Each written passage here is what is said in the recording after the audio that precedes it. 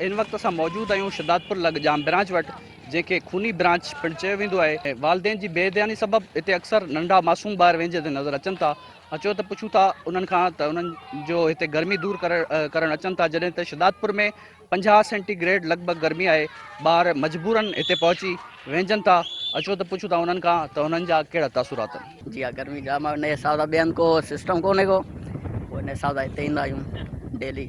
Condition अहिड़ी लॻी पई आहे, स्कूल बंदि आहिनि, हर शइ बंदि आहे, त हुन हिसाब सां अॼुकल्ह माण्हू हिते ॿाहिरि केॾा वञी बि नथो सघे, पोइ हिते वठी ईंदा आहियूं उन्हनि खे पंहिंजे हिसाब सां।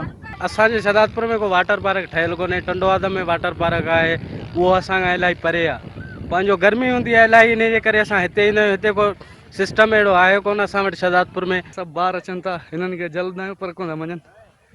शाख आहे, पाणी वॾो एहतियात करणु खपनि। जी तव्हां हिननि जा वीचार ॿुधा। हिननि जो चवणु आहे त शहर में का अहिड़ी सहूलियत मौजूदु न आहे।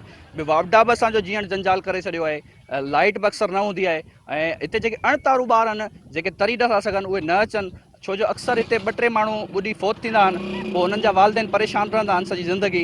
इन करे असांजी गुज़ारिश आहे त जेको अणतारू हुजे उहो न अचे। कैमरामैन अली नवाज़ सिरेवाल सां गॾु असद ॾैरी, सिंध टीवी न्यूज़, शहदादपुर।